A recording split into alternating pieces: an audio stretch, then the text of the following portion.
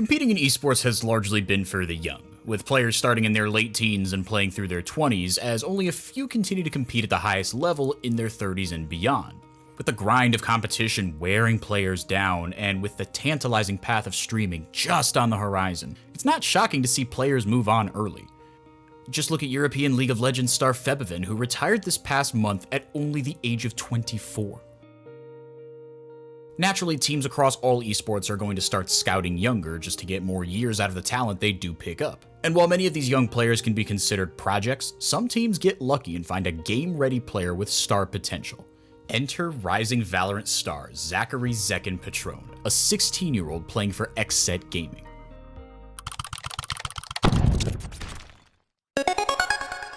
Back in 2014, at just 9 years old, Zekin's competitive itch was scratched by a Christmas gift in Counter-Strike Global Offensive. While his young age prevented him from an aspiring pro career in that title, the time he did spend playing it prepared him for a new one: Valorant. And unlike many former CSGO pros that got invited to play the beta, Zekin had to join just like the rest of us, but hit the ground running when it came to competing. Yeah, I was a day one Valorant player. My friend, when the game was in beta, my friend told me about it, and I watched all the different streams and left it on overnight to try and get the key, and that's how I started playing.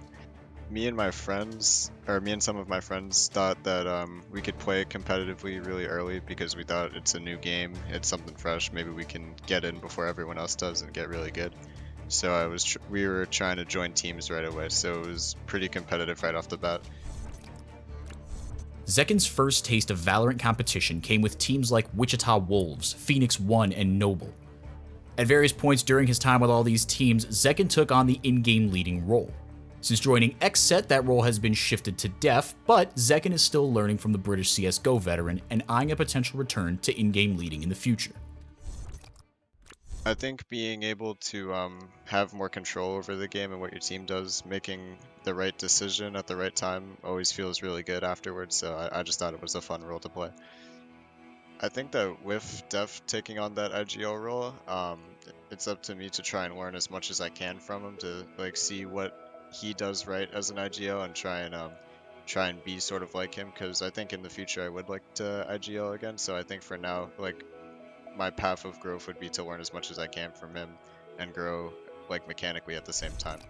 Prior to Zekin and Def's arrival at the XSET camp, the existing team already had a pretty strong start to the Valorant Champions Tour's inaugural year.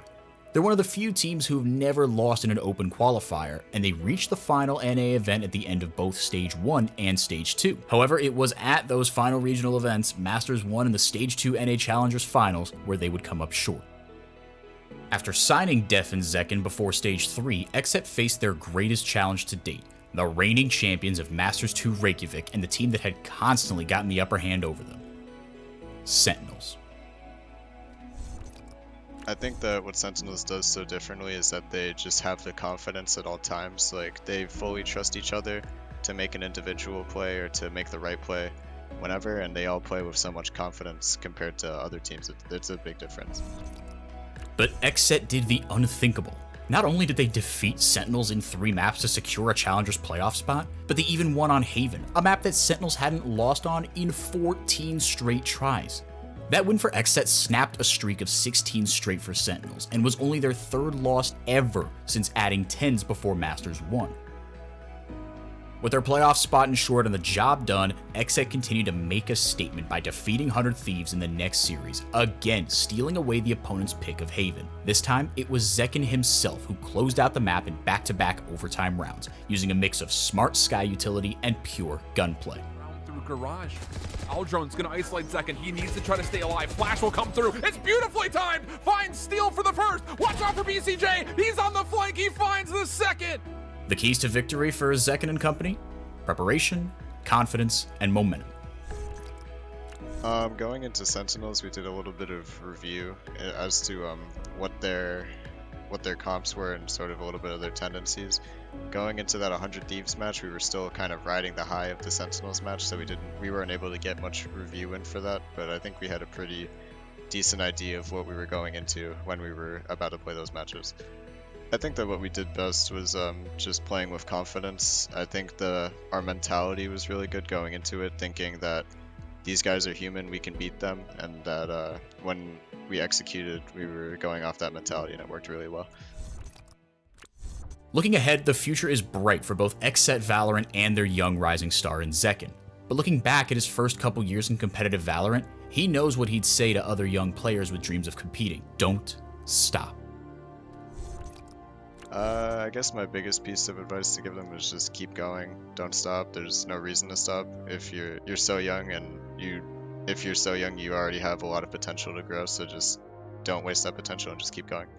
I think one thing I do differently is play a lot more in beta. I remember in beta I hit Immortal 1, and I just sort of stopped playing because I was scared that I was going to lose the rank if I kept playing. So I think if I went back, I would just keep playing after that and not stop.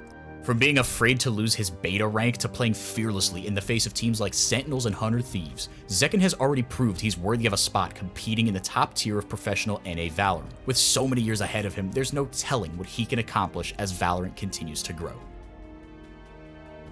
Thanks for watching. For more gaming-related content, subscribe to the Esports YouTube channel to stay up to date.